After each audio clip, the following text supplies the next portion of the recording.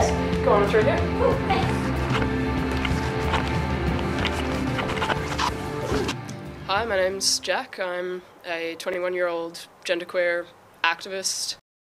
Layman's terms, LGBTIQI, etc., is meant to include lesbian, gay, transgender, intersex, queer, questioning lots of individuals, but basically what it comes down to is that it's a term for people who are sexually and gender diverse.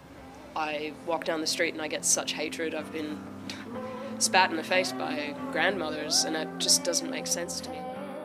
It brings in long-standing religious and long-standing social taboos, but a lot of the time, from my own experiences just wandering down the street, I think a lot of people get really wrapped up about what's going on in somebody's pants or what's going on in their bedroom. And it's something that's never really made sense to me, because those are not questions that you would ask of anybody else, whether you're looking at it as a gay man or as a lesbian, as a transgender person, as a person of colour. There's separate histories for them all. When it comes to the same-sex marriage debate, I think it's possibly something that's only really come to light a lot more recently, because for the longest time people didn't come out at all. So you weren't out as a gay individual, as a queer individual. How could you fight to be married to another person under those circumstances? My two lesbian friends, they had their own marriage, their own commitment ceremony. They're both very, very much in love and one of the cutest couples I know.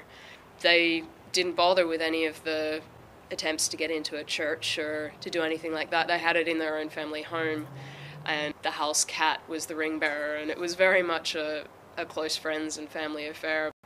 They're going to be together for a very long time, and they won't get the same recognition and the same rights as heterosexual couples. The government's made a fair few decent advances, but it's interesting that most of them involve tax purposes. So for instance, they can be taxed as a couple, but they can't go visit each other in hospital.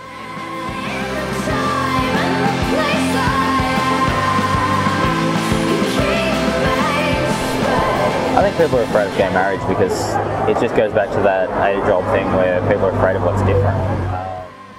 I believe that gay marriage will become legal, and when it does, it won't make a difference to anyone else. But it's just, people need to realise that, I guess. It's the same as people are afraid of women getting the vote. But how has that affected the world? My name's Ash Unicum. I am a bear. I am currently Mr. West Oz Bear, a representative of the bear community. The bears basically began as a way of masculine men who couldn't identify with the stereotypical effeminate gay man, and they just started up their own movement of people or men who are men and happen to be gay. As the winner of Mr. Bear, I'm a spokesman for the community. I feel it's important to welcome people into the community, and also just someone that's there that's a masculine gay role model, if anything. You know, when I was a teenager I didn't have that, and I didn't understand it could be masculine and gay. Coming out was quite difficult for me. I grew up playing rugby and drinking beer, and I was a bloke, and I struggled with that for a long time, and unfortunately some members of my family and some of my closest friends didn't accept that either, but thankfully a majority of people were quite welcoming and happy that I was happy once I finally discovered who I was. I first realised that I had gay desires when I was about 11, I think, 11 or 12, and it wasn't until I was 17 that I was comfortable enough to say that I was bisexual. And then when I was about 18, I was like, no, I'm totally not bi.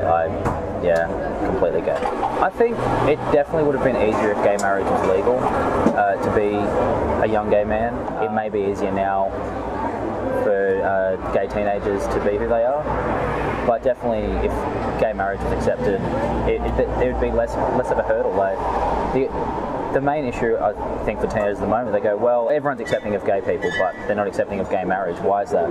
Maybe it's just a disguise. Maybe they're not really accepting. I was really lucky in the sense that my religious upbringing was very liberal, but there was also those questions, that you had to ask, like, why does God say it's wrong?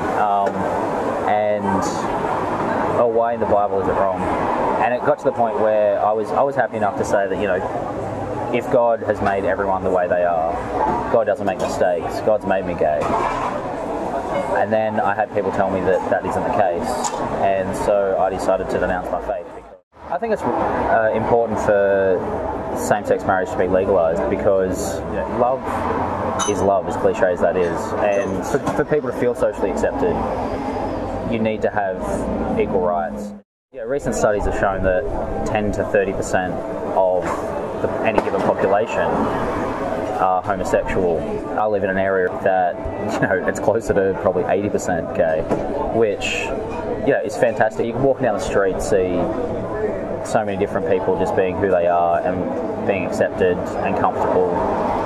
Any pub or cafe on this street is, probably at least 50% gay clientele at any given time, and it's not just the gay community that appreciate this, it's the heterosexual community as well, who go, they're just people. I'm a person, my son's a person, my daughter's a person, my dad's a person, so what if they happen to be straight or gay? But unfortunately there's still that minority of the community that do have an issue. Recently on the night of the Pride Fair Day, which is a celebration of people being comfortable with who they are. My housemate, he's walking down the street that night with his boyfriend, and a car drove past and yelled out faggots and threw a bottle at him and hit him in the forehead, broke the skin, had to get stitches, he was bleeding on the street.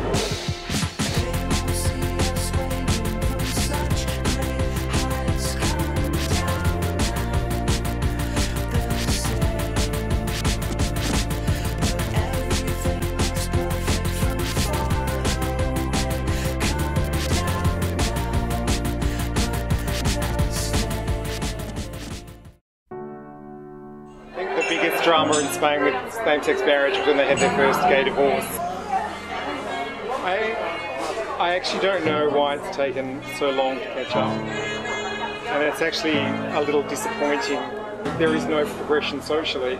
Every state caucus for the Labor Party so far this year has voted for marriage equality, and the Prime Minister has tried to prevent that debate coming to the federal caucus, but it's going on December 3rd. The legal benefits of marriage are a lot of things that heterosexual couples take for granted. There's implications where I have to go through quite complex legal documents and wills to make sure everything's secure for the future of my partner and my family that we plan to have. Whereas a heterosexual couple doesn't have that. There's automatic succession. You're in hospital, you're not automatically recognised under the law, you don't automatically have access. So there's a whole range of things. I've been with my partner for 5 years now. We met in the Caribbean. I was working in Grand Cayman, I was running businesses there and he was in med school. We got engaged 5 months after we met. I did the whole work, knees, candles, champagne, it was all done. Now I commute every year, so I commute 4 or 5 times a year back to the States. My options are to get a green card, to get sponsorship. His family, through his uncles and aunts, they're looking at ways. A work-sponsored visa is not an option at the moment because America changed the law where if you apply for a work visa you must have no intention of staying in the country or else they can be really difficult to have. So then obviously if you could get married that would make sense. If I was a straight couple, no problem at all. Yeah. Australian government would recognise you as a de facto couple. So if Pedro was to come here, under the law, I could bring him here as my de facto husband. I could sponsor him to immigrate. Why should it only be a de facto couple when, that's not what it is. So you are treated, for all intents and purposes, a married couple, but you don't have equality under the law. You're not seeing as that far. Yeah. Out in the garden where we planted the seeds, there is a tree as old as me. Branches were sown by the color of green. Ground had a rose then past its knees. By the cracks of his skin I climbed to the dawn. I find it amazing that some families are living under the poverty line and really struggling to look after themselves and have kids, but perfectly capable getting there and there's been just giving them a car. It's impressive. I believe, the fact of whether or not you can support a family, it shouldn't have any gender. 40s and 50s, they didn't believe a single parent could raise a child. And it's 60 years later and we know that's not a fact. So, there is no difference. It's just a shift of opinion. But, absolutely, there are some people that just should not have children. But they do. And there are some people that desperately want children and the system prevents them from having them. You might be able to give queers civil unions, but it's still not the same as giving same-sex marriage. It's just sad that there's still... It's sad there was ever an issue with people's sexuality, but still in this day. If we were heterosexual couples, like by now I would be living in the US, I would be married and I'd be with the person that, I've spent 5 years of my life with, but the law prevents that. I can personally say that if I'd been in any other situation, I still would have been gay.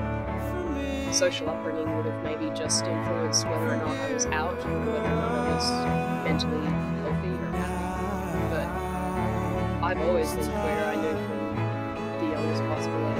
I just didn't know what it meant to be.